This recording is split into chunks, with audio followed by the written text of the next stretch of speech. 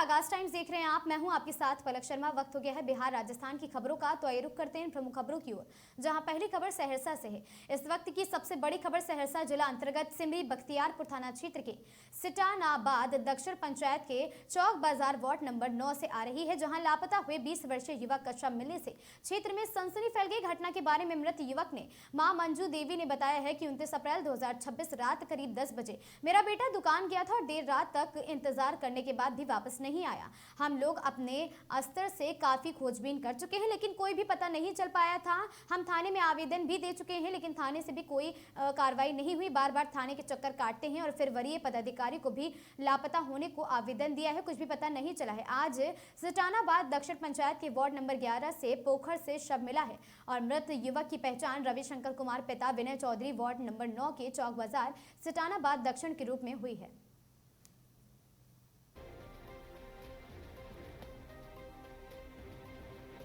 भागलपुर की ईशाचक थाना क्षेत्र अंतर्गत भीखनपुर गुमटी नंबर 2 स्थित मिश्रा टोला में एक युवक द्वारा आत्महत्या करने का मामला सामने आया है। मृतक की पहचान अमर कुमार राय के पुत्र गोलू कुमार के रूप में हुई है। बताया जा रहा है कि गोलू कुमार ने इसी साल मैट्रिक की परीक्षा दी थी और वह उसमें सफल भी हुआ था। घटना के संबंध में जानकारी के अनुसार बीती रात गोलू खाना खाने के बाद अपने कमरे में सोने चला गया था। सुबह काफी देर तक जब उसने दरवाजा नहीं खोला तो परिजनों को अनहोनी की आशंका हुई। इसके बाद परिजनों ने दरवाजा तोड़कर अंदर देखा तो गोलू कुमार पंखे के हुक से फंदे के सहारे लटका मिला था। घटना की सूचना मिलने के बाद इशाकचक थाना पुलिस मौके पर पहुंची और शव को कब्जे में लेकर आगे की कार्रवाई में जुट गई है।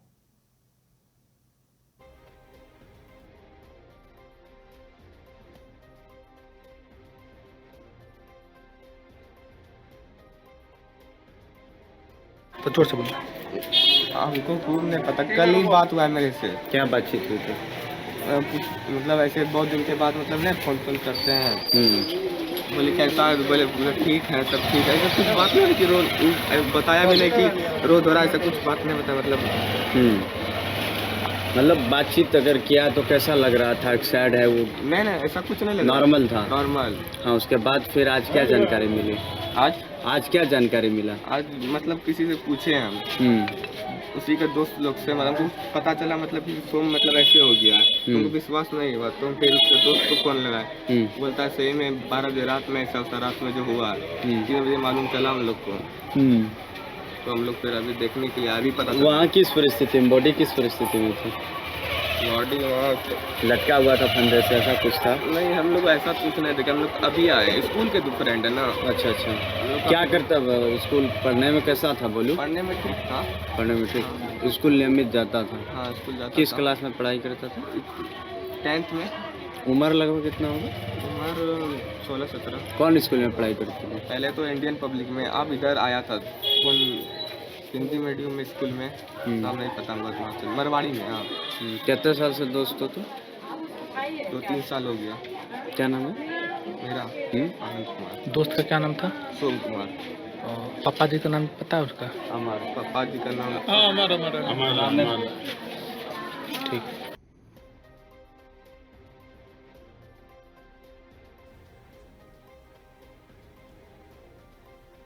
भागलपुर नगर निगम परिसर में स्थायी सफाई कर्मियों से साथ ही सेवानिवृत्त कर्मचारियों की भूख हड़ताल तीसरे दिन भी जारी रही है।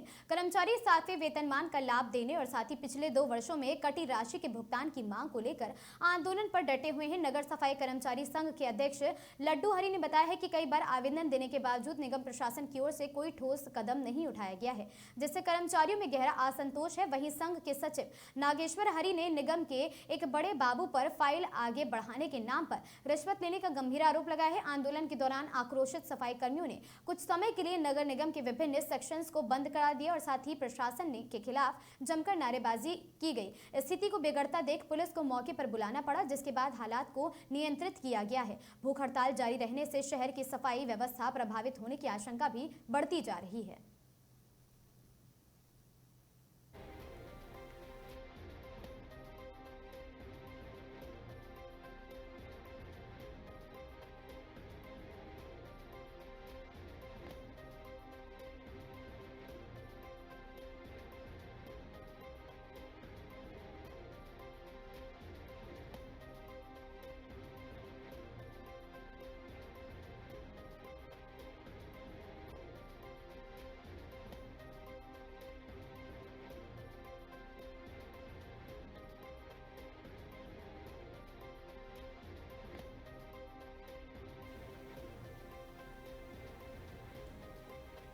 भागलपुर के इशाकचक थाना क्षेत्र स्थित शिवपुरी कॉलोनी में बिजली का तार चोरी करते हुए एक युवक को स्थानीय लोगों ने रंगे हाथ पकड़ लिया। बताया जा रहा है कि कॉलोनी में पिछले कई दिनों से एसी और साथ ही बिजली के तारों की चोरी हो रही थी, जिससे लोग परेशान थे। स्थानीय लोगों ने बताया है कि आज एक युवक तार काटने का प्रयास कर रहा था, तभी लोगों की नजर उस पर पड़ गई। उसके बाद लोगों ने युवक को पकड़ लिया और डायल 112 को सूचना दी है। सूचना मिलते ही पुलिस और साथ ही मौके पर पहुंच गई, युवक को हिरासत में लेकर थाने चली गई है। आज दोबारा दिखने पर उन्होंने इसे पहचान लिया। वहीं पकड़े गए युवक ने बताया कि नशा करने के लिए चोरी की घटना को अंजाम वे देता रहता था।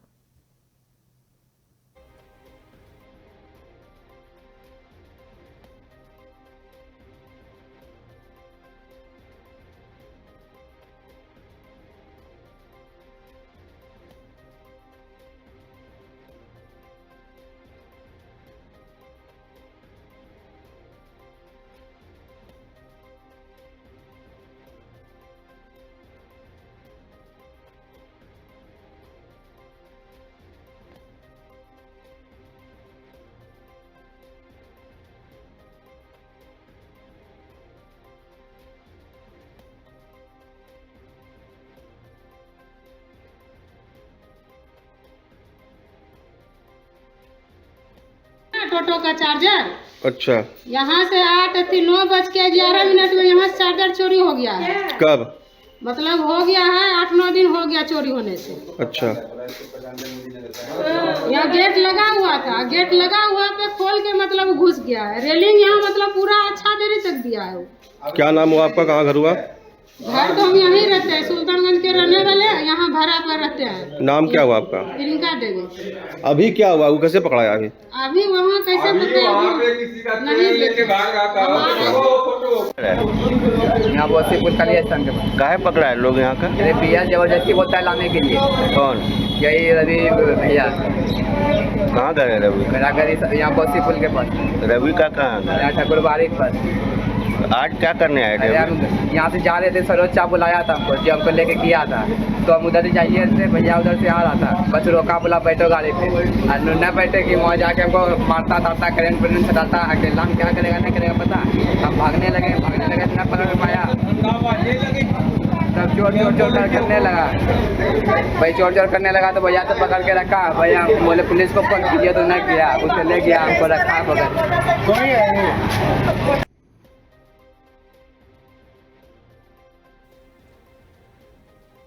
भागलपुर नगर निगम में स्थायी और रिटायर्ड सफाई कर्मियों की भूख हड़ताल चौथे दिन भी जारी है। नगर सफाई कर्मचारी संघ के बैनर तले कर्मचारी अपनी 2 सूत्रीय मांगों को लेकर धरने पर बैठे हैं। भूख हड़ताल के दौरान 2 कर्मचारियों की तबीयत बिगड़ गई, जिसके बाद धरना स्थल पर ही उन्हें सलाइन चढ़ाया गया और साथ ही कर्मचारियों को कहना पड़ा कि लगातार 4 दिनों से आंदोलन जारी है, लेकिन अब तक नगर निगम के प्रशासन को कोई भी अधिकारी वार्ता करने नहीं पहुंचा है। प्रशासन कर रहे और प्रदर्शन कर रहे कर्मियों ने नगर निगम कर्मियों पर गंभीर आरोप लगाए हैं। उनका कहना है कि जब वे लोग लंबित वेतन और साथ ही बकाया राशि की मांग करते हैं तो उनसे पैसे की मांग की जाती है।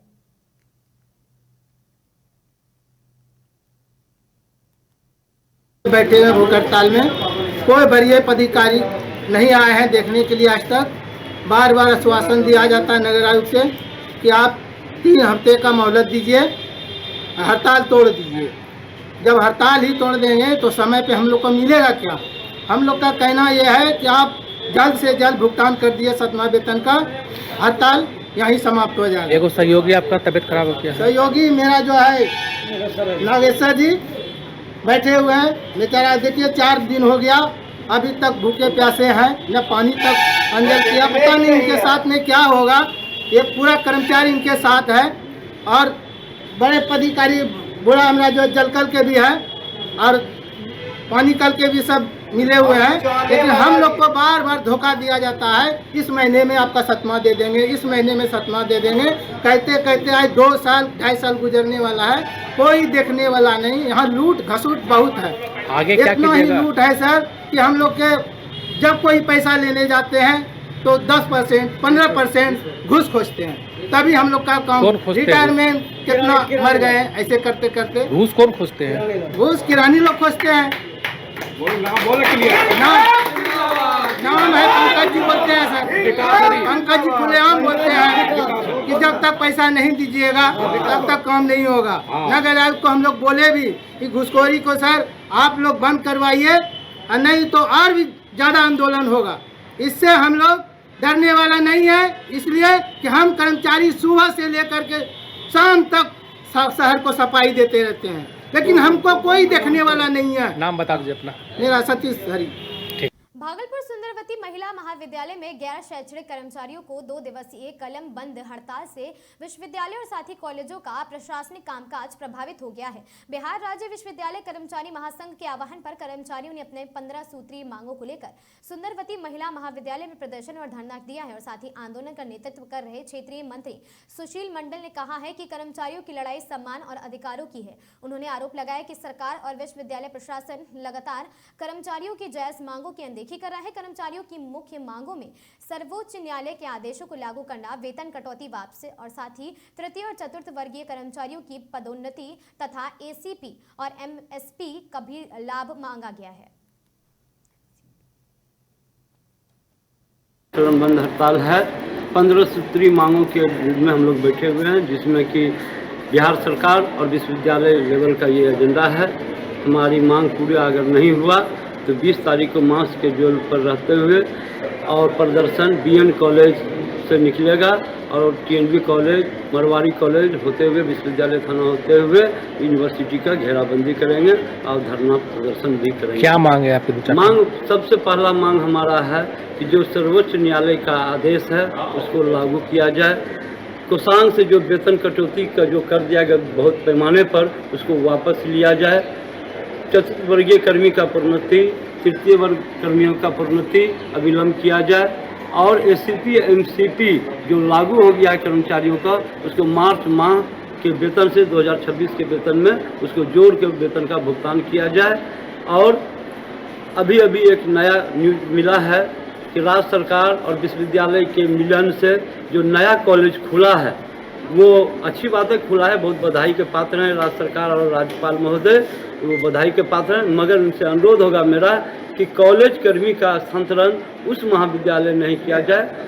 इससे महाविद्यालय, पुराने महाविद्यालय को पहले से ही कमी है कर्मचारियों को, उस पर रोक लगाई जाए। अगर ऐसा करना ही अगर है राज्य सरकार और विश्वविद्यालय को, तो रिटायर्ड कर्मचारी हैं, रिटायर्ड शिक्षक हैं, उनको वहाँ से अगर काम लिया जाए तो उनको भी 2 रुपया का फायदा है। परिचय बता दीजिए। सुशील मंडल, क्षेत्रीय मंत्री, बिहार राज्य विश्वविद्यालय, भागलपुर परिषद।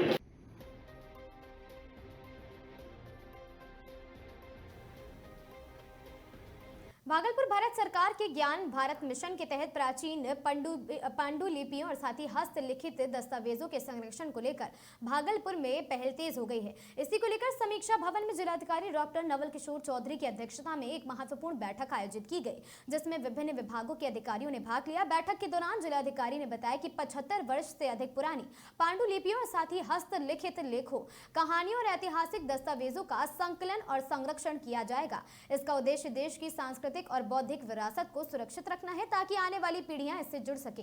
जिलाधिकारी ने कहा कि इस अभियान को सफल बनाने में आम लोगों की भूमिका भी बेहद अहम मानी जा रही है और प्रशासन का मानना है कि यह अभियान भागलपुर की ऐतिहासिक और साहित्यिक धरोहर को संरक्षित करने की दिशा में एक बड़ा कदम साबित होगा।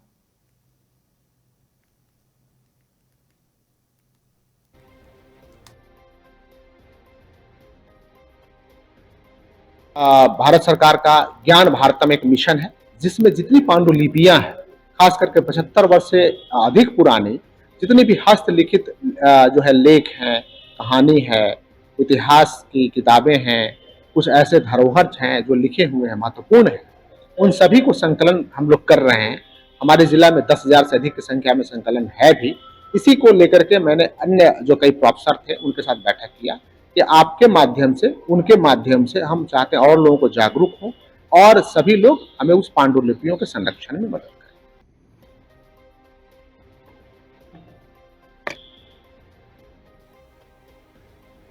भागलपुर का लाइफलाइन कहे जाने वाला विक्रमशिला सेतु क्षतिग्रस्त होने के बाद लोगों को परेशानियां लगातार बढ़ती जा रही। पिछले दिनों सेतु के पिलर संख्या 133 के पास स्लैब टूटकर गंगा नदी में समा गया था, जिसके बाद आवागमन प्रभावित हो गया था। प्रशासन की ओर से सरकारी नाव सेवा निःशुल्क रखी गई है, जबकि निजी नावों के लिए जिला प्रशासन ने किराया निर्धारित किया है ताकि यात्रियों में मनमानी वसूली ना हो। इसी को लेकर गुरुवार को समीक्षा भवन में सभागार में भागलपुर के जिलाधिकारी, एसएसपी, नगर आयुक्त, पुलिस इंस्पेक्टर और संबंधित अधिकारी, विभागीय अधिकारियों के साथ संयुक्त बैठक का आयोजन किया गया।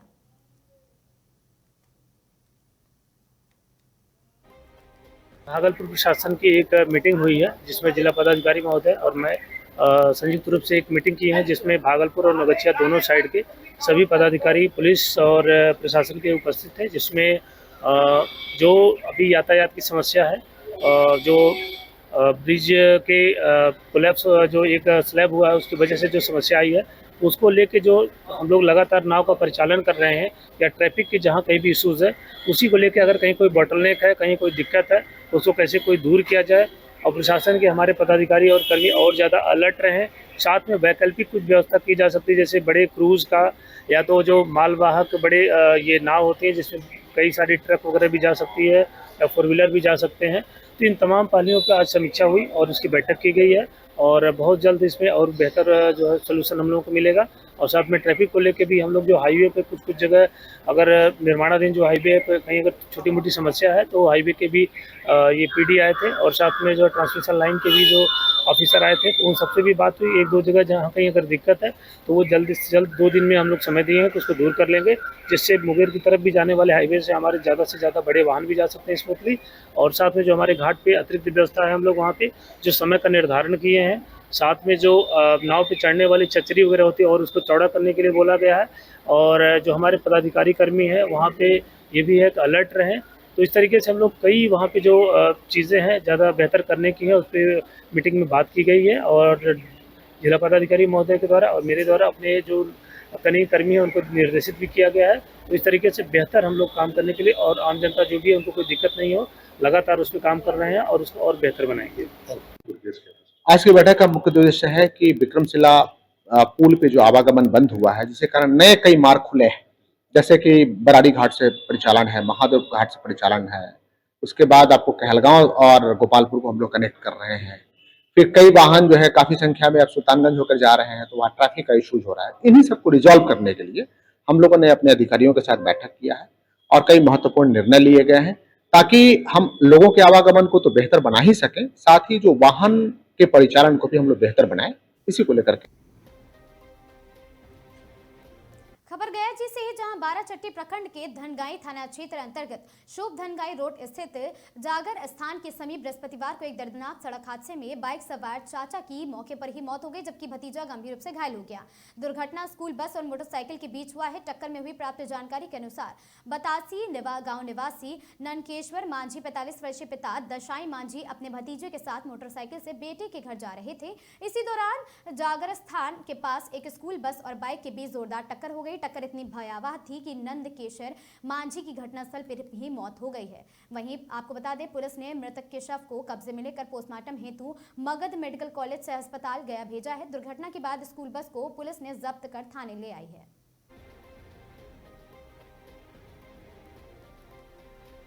गया जिले के इमामगंज प्रखंड अंतर्गत कोठी थाना क्षेत्र में गुरुवार की शाम निर्माणाधीन सड़क पर एक भीषण सड़क हादसा हो गया है और साथ ही नकटी पुल और साथ ही रोछा मोड़ के पास तेज रफ्तार कार और साथ ही यात्री बस के बीच आमने सामने की जोरदार टक्कर हो गई। हादसा इतना भयावह था कि कार के परखच्चे उड़ गए, जब बस का अगला हिस्सा भी बुरी तरह क्षतिग्रस्त हो गया। जानकारी के अनुसार इमामगंज एघरा मुख्य मार्ग पर सड़क चौड़ीकरण का कार्य चल रहा था। गुरुवार शाम करीब 4:30 बजे धूल के घने गुबार और साथ ही अधूरी सड़क के बीच सामने से आ रही बस और कार की सीधी टक्कर हो गई है। हादसे के तुरंत बाद मौके पर अफरा तफरी मच गई। अस्पताल से ग्रामीण दौड़ पड़े और आसपास के लोग आए और साथ ही काफी मशक्कत के बाद कार में फंसे घायलों को बाहर निकाला गया। गंभीर रूप से घायल चालक को प्राथमिक उपचार के बाद बेहतर इलाज के लिए सदर अस्पताल रेफर कर दिया गया है और वहीं बस में सवार यात्रियों को मामूली चोटें आई हैं। अभी सुरक्षित बताए जा रहे सभी लोग। ठेकेदार पर लापरवाही का आरोप है। स्थानीय ग्रामीणों ने सड़क निर्माण करा रहे ठेकेदार पर गंभीर आरोप लगाए हैं। लोगों का कहना है निर्माणाधीन सड़क पर नियमित पानी का छिड़काव नहीं कराया जा रहा, जिससे दिन भर धूल का गुबार बना रहता है।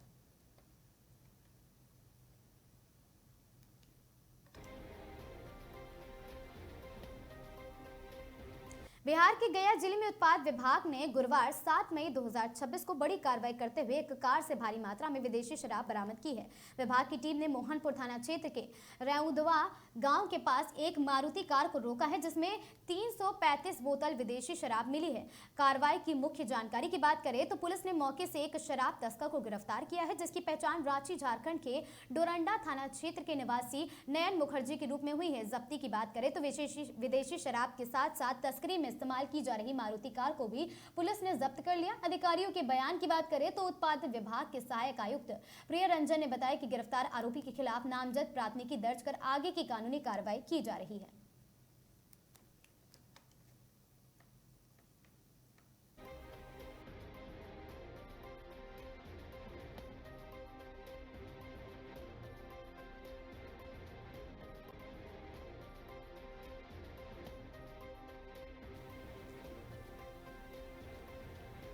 शाहकुंड प्रखंड के जगरिया पंचायत स्थित राजकीय बुनियादी विद्यालय जगरिया में शिक्षा व्यवस्था पर गंभीर सवाल उठ रहे हैं और साथ ही विद्यालय में 8वीं कक्षा तक पढ़ाई होती है, लेकिन पूरे स्कूल में मात्र 2 शिक्षक ही पदस्थापित हैं और ग्रामीणों का आरोप है कि दोनों शिक्षक नियमित रूप से बच्चों को पढ़ाने के बजाय केवल हाजिरी बनाकर छोड़ देते हैं। स्थानीय ग्रामीण शुभम पाल ने बताया है कि स्कूल में पढ़ाई लगभग बंद जैसी स्थिति में है और बच्चों का भविष्य अंधकार में जा रहा है, लेकिन शिक्षा विभाग इस ओर ध्यान नहीं दे रहा।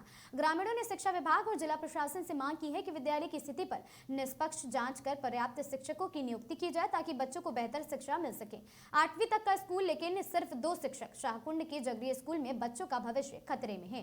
हाजिरी बनती है, पढ़ाई नहीं। और साथ ही जगरिया स्कूल में दिन भर खेलते रहते हैं बच्चे। ग्रामीणों ने खोली है शिक्षा व्यवस्था की पोल। मास्टर चोर क्या मास्टर आज क्या एक बस दुए को मास्टर 3 गो लो 20 गो आज के गो छो 20 गो आज। अरे सही बात कर ना, जो पूछ ही रही छी। आज 1 मास्टर है, 2 मास्टर है। क्या नाम है बाबू? अरे बोलो रे, तुम लोग को पूछना होगा, क्या टेंशन ले रहा है? नाम बता। क्या नाम है? नाम पढ़ाई होता है? वहाँ जूम करिए देखिए बच्चा, देखिए क्लास का हाल देख लीजिए, देखिए बच्चा कैसे मजे कर रहा है, देख लीजिए। बाबू क्या समस्या है? इस मास्टर नहीं आता है, क्या कर रही है तुम लोग? खेल रही है? क्या है? पढ़ाई कैसा हो रहा है यहाँ? नहीं पढ़ाता है। क्या गो मास्टर है? 2। क्या नाम है तुम्हारा? 2 गो मास्टर है। छात्रवृत्ति नहीं मिला है क्या? ड्रेस में नहीं हो तुम लोग? ड्रेस नहीं मिला है बाबू। अरे बोलो रे। शर्मा इसका ड्रेस फट गया। अच्छा फट गया है। पढ़ाई नहीं होता है सही से। कै गो मास्टर आए आज? 2 आज 2 गो मास्टर आए। इधर अच्छा सुन ना, क्या नाम है तुम्हारा बाबू? क्या पढ़ाई नहीं होता है यहाँ? सुबह से कितना बार आया मास्टर?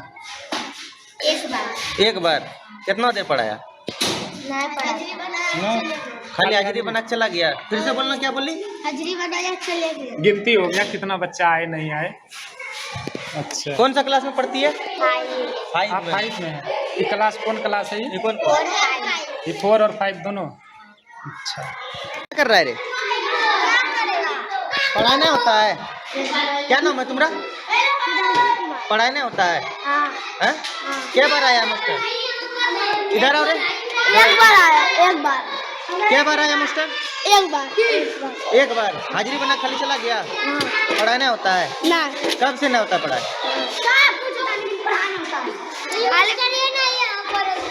नहीं है मास्टर। क्या नाम है? जिसको पूछेंगे बोलना। क्या नाम है तुम्हारा? विशाल कुमार। पापा का नाम? कौन? पापा का नाम? कौन क्लास में पढ़ता है? 7 में। इकॉन क्लास है?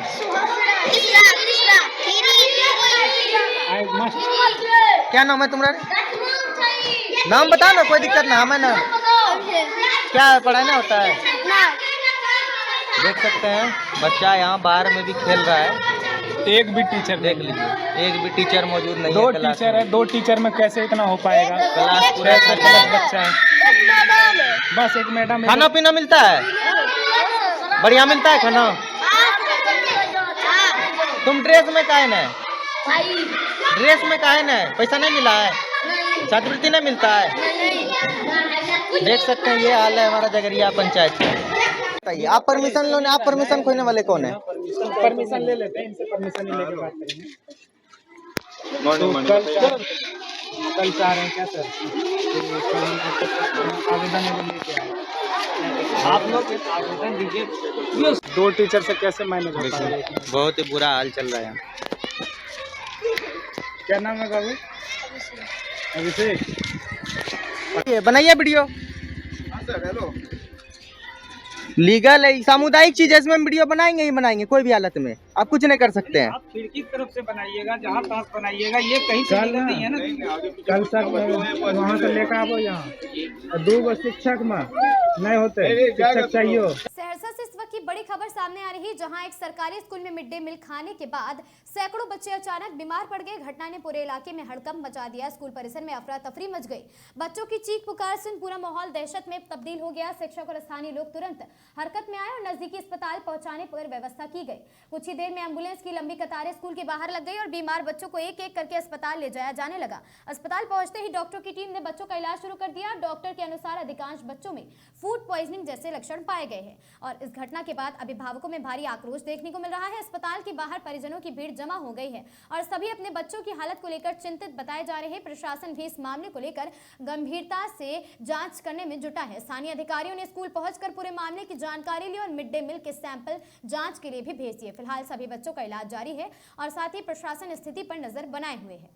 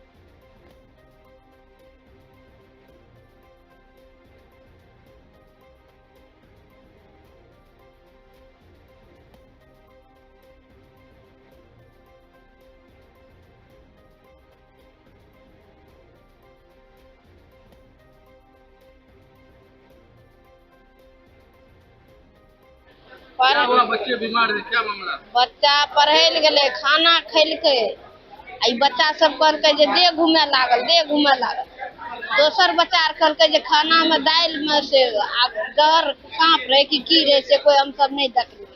अभी बच्चे यार न कहते सब। कहाँ पढ़ने गया? बलुआ मिडिल स्कूल। खाना में क्या क्या खाया? खाना में दाल भात। क्या क्या खेली बेटा? दाल भात। उसको क्या हुआ? जे घूमे लागले तो और बच्चा बोले जे कुछ गिरल रहे, अब की गिरल रहे से नहीं देखलिए हम सब। बच्चा का क्या नाम है? बच्चा के जानवी भारती, कार्तिक कुमार। आपका क्या नाम? तारा देवी, बलुआहा। बताइए, अभी जो बीमार बच्चे अस्पताल आए हैं वो किन किन स्कूल के बच्चे? अभी तो फिलहाल हम जानकारी है 2 स्कूल का बच्चा है, बलुहा और तेघरा का। मेरा भी उसमें 2 बचिया है। किस विद्यालय में पढ़ती थी? एगो बलुहा स्कूल में, एगो तेघरा स्कूल। प्राथमिक विद्यालय तेघरा और मध्य विद्यालय बलुहा।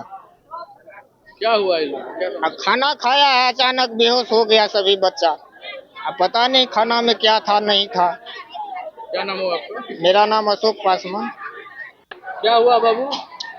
खाना में सांप था और पता नहीं क्या खाना में क्या था, पर बोल रहा है सांपे था। और वो रसोईया क्या किया देख कर भी निकाल कर फेंक दिया। आधा बच्चा बाकी था, तब पर भी खाना खिला दिया। कौन स्कूल में खाया था? मध्य विद्यालय बलुआहा। कितने बच्चा बीमार हुए? लगभग में 15 से लड़का लड़की मिला के। किस क्लास में पढ़ते हैं? क्लास 8। नाम क्या हुआ? कृष्णा कुमार।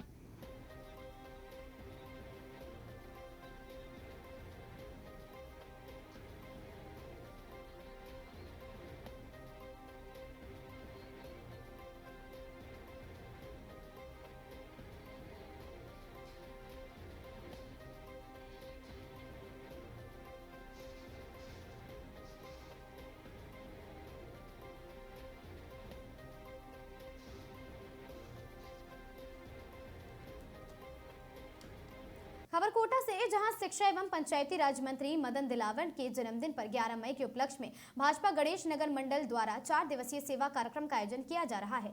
इसके तहत दिनांक 8 मई को प्रातः 8 बजे रंगबाड़ी बालाजी मंदिर परिसर में जल स्रोत के संरक्षण हेतु स्वच्छता अभियान एवं पक्षियों के लिए पानी हेतु परिंदे बांधकर कार्यक्रम रखा गया और दिनांक 9 मई को प्रातः 8 बजे रंगबाड़ी बालाजी परिसर में गौ सेवा का कार्यक्रम रखा गया और 10 मई को प्रातः 8 बजे आपको बता दें मंत्री द्वारा विभिन्न योजनाओं का शिलान्यास एवं लोकार्पण किया जाएगा। वहीं दिनांक 11 मई को प्रातः 9 बजे से विशाल रक्तदान शिविर का आयोजन भी किया जाएगा।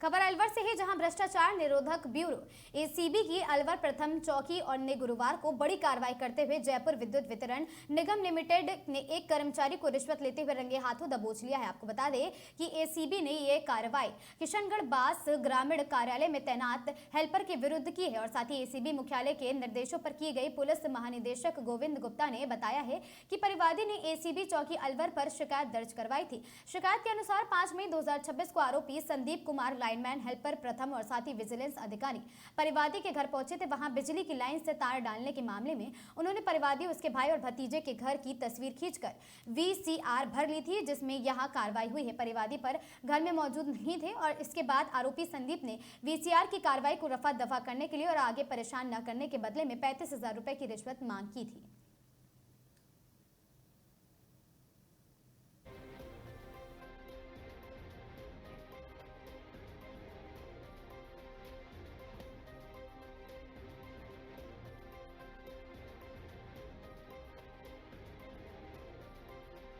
आज को परिवादी हमारे कार्यालय में उपस्थित हुआ था और उसने बताया था कि हमारे गांव में संदीप लाइनमैन है, जिसने हमारे आज सुबह 5-5:30 बजे वीसीआर वगैरह भर के और लेके गए हैं और अब वो हमारे को वीसीआर नहीं भरने और उसमें मतलब कम जुर्माना करने के लिए हमारे से 35,000 रुपये की डिमांड कर रहे हैं। तो हमने उसके ऊपर उनसे उनका सत्यापन के लिए उनको कहा, तो उन्होंने कहा साहब वो फ़ोन पे ही सत्यापन कर लेंगे। तो हमने उनसे ज़रिए फ़ोन उससे बात करवाई और जिसका सत्यापन करवाया तो जो हेल्पर है लाइनमैन संदीप ने 25,000 रुपये उनके लेने पे सहमत हुए।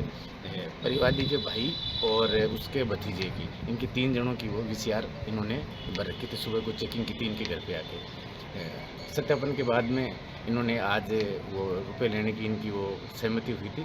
जो यहाँ इसके घर पे आरोपी परिवादी के घर पे ही रुपए लेने के लिए आ गया था और 25,000 रुपये परिवादी से जैसे प्राप्त किए, हमने वहाँ हमारा ट्रैप जाल बिछा रखा था तो उसको मौके पे ही परिवादी के दुकान से उससे रुपए लेते हुए हमने उसको मौके पे गिरफ्तार किया है और अब यहाँ एससी कार्यालय में आगे की कार्रवाई जारी। टीम में कौन कौन लोग?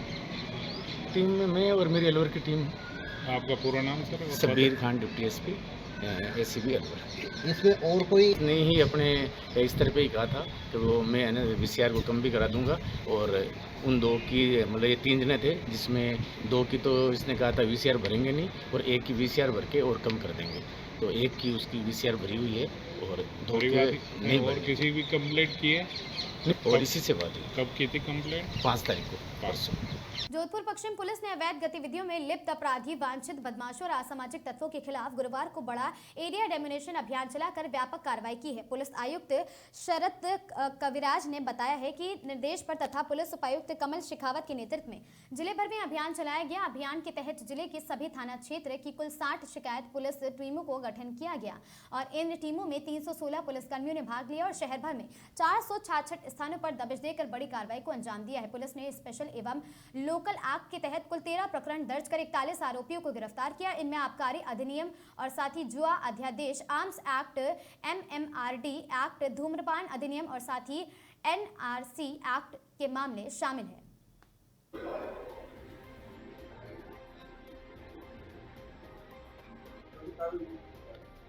आज जोधपुर वेस्ट पुलिस के द्वारा जोधपुर वेस्ट के सभी थानों में एरिया डोमिनेशन की कार्रवाई की गई है। पुलिस मुख्यालय के निर्देशन एवं पुलिस आयुक्त महोदय के दिशा निर्देशन में कुल 60 टीमों के द्वारा, जिसमें कि 316 पुलिसकर्मी शामिल थे, हमने 466 स्थानों पर दबिश देकर के 236 अपराधियों की गिरफ्तारी की गई है। अगर इसको अपन देखें तो लोकल और स्पेशल एक्ट के अंदर अपने करीबन 13 एक्ट की कार्रवाइयाँ करी और इसमें 41 लोगों को तो उसमें गिरफ्तार किया और इसमें करीबन 1 लाख रुपए हमने जब्त किए। अगर वांछित अपराधियों को और जो न्यायालय में जो लंबित करते हैं उनके अंतर्गत जो वांछित हैं उसमें तकरीबन अपने 47 व्यक्तियों को गिरफ्तार किया, जिसमें एक इनामी अपराधी को भी गिरफ्तार किया।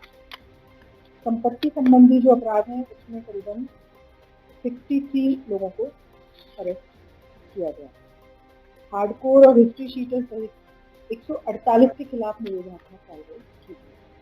तो इस प्रकार से ये मुख्य रूप से जो है वो एक तरह से अपराधियों के विरुद्ध प्रिवेंटिव कार्रवाई हमने की ताकि अपराधियों में जो है वो लगातार उनके विरुद्ध कार्रवाई होती रहे और आम जनता में विश्वास बना रहे।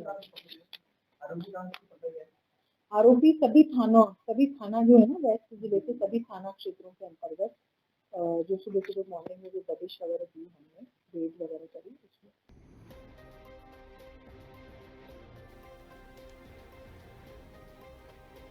खबर कोटा से है, जहां न्यू मेडिकल कॉलेज अस्पताल में प्रसूताओं की मौत का प्रकरण, पूरे प्रकरण में हो रही बेलगाम सियासत से राजनीतिक अड्डा बनता नजर आ रहा अस्पताल। प्रसूताओं के परिजनों ने अब सियासी लोगों से लगाई है गुहार, कहा कृपया उपचार में व्यवधान डालने वाली सियासत नहीं करें, हमें जरूरत आर्थिक और नैतिक संबल के साथ बेहतर इलाज की है। अभी भी अस्पताल में 4 गंभीर प्रसूताओं का इलाज जारी है और 2 की हो चुकी है मौत।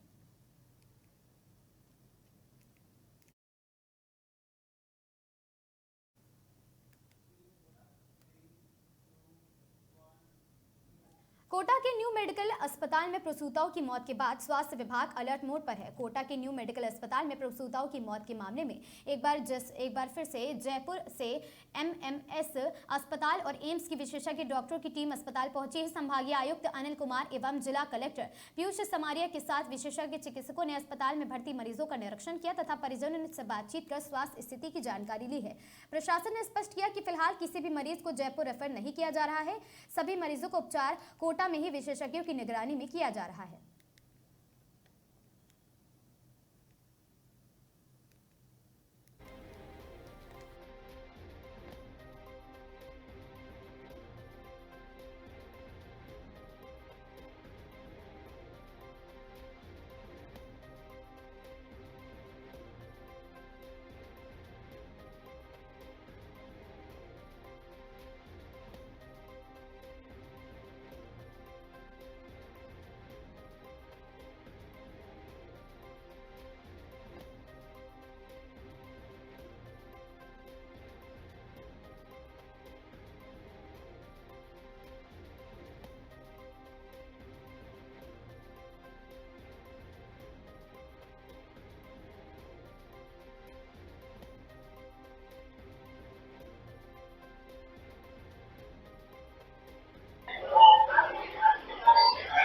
थोड़ा सा 4 पेशेंट्स जो अभी इंसर्ड है हमारे ICU में, उनको चारों को हमने देख लिया है और पहला हमारा जो मकसद है पूरा प्रशासन का और चिकित्सा प्रशासन का ये है कि चारों की लाइफ कैसे बचाई जा सके। तो बेस्ट संभव जो बेस्ट पॉसिबल एफर्ट्स हम कर रहे हैं और SMS के एक्सपर्ट जो प्रोफेसर डॉक्टर धनंजय अग्रवाल की भी पूरी टीम यहाँ लग रही है। 1-to-1 चारों का मैनेजमेंट किया जा रहा है और आज उम्मीद है कि सभी को जो भी प्लेटलेट्स है या उनका हीमोग्लोबिन की कोई कमी है उनका ध्यान रखते हुए सभी को डायलिसिस प्रोसेस पे लेके उनको रिलीफ मिल जाएगी, ऐसे हम उम्मीद करते हैं। डायलिसिस की सभी को लेना चाहिए, एक जो पेशेंट नहीं, ये सभी सीक्वेंस में लेंगे ठीक है करके। वो डॉक्टर साहब ने अपना पूरा प्लान बना लिया है, मेरी बात हुई है भी ढंग से। पूरे डॉक्टर जो टीम है, ये जरूर अभी हमको ये क्लू नहीं मिल पा रहा है, उसमें कई विरोधाभास आ रहे हैं कि ये कारण क्या रहा होगा, किस कारण से ये चल रहा है। क्योंकि यदि उसको एनेस्थेशिया माने, एनेस्थेशिया में भी कॉमन आ रहा है, इन्फेक्शन का माने तो इन्फेक्शन में भी उसी सेम थिएटर में हुआ है। ड्रग का जो है, ड्रग भी सब लोगों को सेम दी गई है, तो इसमें थोड़ा ये कन्फ्यूजन चल रहा है। बट कोई निष्कर्ष निकलेगा तो इसमें कोई भी छोटा बड़ा जो भी व्यक्ति होगा उसकी जिम्मेदारी फिक्स की जाएगी और पूरी सख्त कार्रवाई की जाएगी। मेडिकल जो प्रोसीजर है उसमें को बताओगे डॉक्टर ने ऐसा बताया नहीं, उसमें ये जो क्योंकि पेशेंट्स को थोड़ा ट्रस्ट नहीं आ पा रहा था, बट जयपुर से अब जो बेस्ट टीम आ गई है SMS की, उसको लेके पेशेंट्स भी काफ़ी कोऑपरेट कर रहे हैं, उनके परिजन भी कोऑपरेट कर रहे हैं और सर हम आपके पूरे इसमें जो भी ट्रीटमेंट देंगे उसमें विश्वास कर रहे हैं। दवाइयाँ भी बंद की गई है जी, नहीं दवाइयाँ तो कोई ऐसी नहीं, जो उनको बिल्कुल लाइफ सेविंग ड्रग्स है पूरी सब तरह की मैनेजमेंट किया जा रहा है। सब बंद वाला कोई नहीं, जो डॉक्टर्स का प्रोटोकॉल है, क्योंकि स्पेशलिस्ट आ गए हैं तो वही इस बारे में ढंग से अपना निर्णय ले रहे हैं, उसमें कोई नहीं। जयपुर का ऐसा है कि पेशेंट्स की रजामंदी नहीं है और वैसे जयपुर की टीम यही है तो उसका कोई ज़्यादा लॉजिक भी नहीं। बाकी सब ठीक है, पेशेंट्स के परिजन पूरा कन्विंस्ड है, उनको ऐसा कोई इशू नहीं है। और आप है पैनिक फैलाने के, हम ये करें कि इनका जो बेस्ट हैंड्स में है, बेस्ट इनको मेडिकल ट्रीटमेंट मिल रहा है और सब इलाज बढ़िया हो रहा है। तो जिम्मेदारी वो बिल्कुल तय की जाएगी। मैंने कमेटी से इंडिविजुअल बात की है, अलग अलग मेंबर से, उनसे पूछा है कि आपका क्ल्यू किस तरफ जा रहा है, तो वो भी अभी बताने में थोड़ा कंक्लूड नहीं कर पा रहे, क्योंकि विरोधाभास कहीं आ रहे हैं। Same theatre, same time, same date, तो उसमें हम ये भी कोशिश कर रहे हैं कि पहले उनको अलग अलग करके पहले के 4 में दिक्कत हुई या बाद के में हुई, बट वो भी नहीं बैठ पा रहा है कॉम्बिनेशन। जैसे वो बैठेगा सारा निष्कर्ष आ जाएगा, सामने आ जाएगी रिपोर्ट। Thank you.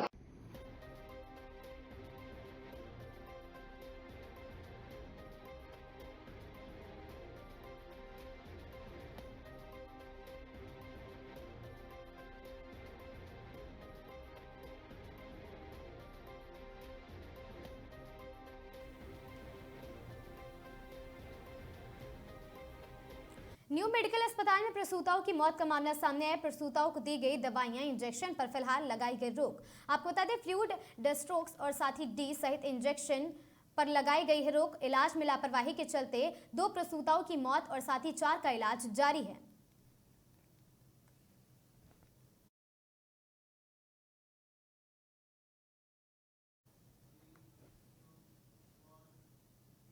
इन खबरों में आज के लिए बस इतना ही। ऐसी खबरों से लगातार जुड़े रहने के लिए बने रहें हमारे साथ और देखते रहें आगाज टाइम्स।